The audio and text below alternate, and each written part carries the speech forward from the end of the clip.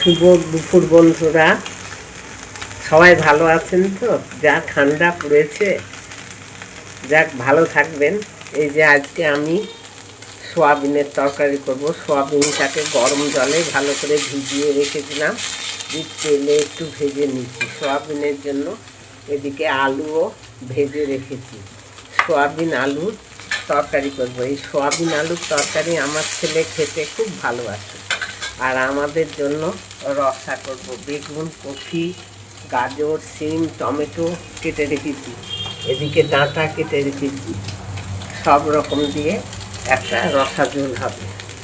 বড়ি দেব, তার সঙ্গে মাটির তলাকার আলু সব আছে। এই যে আপনারা সঙ্গে থাকুন।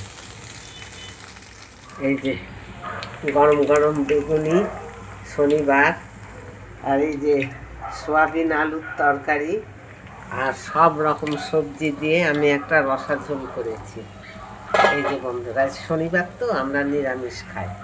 এই যে সব রকম সবজি দিয়ে একটা রসা ঝোল, বড়ি টড়ি দিয়ে।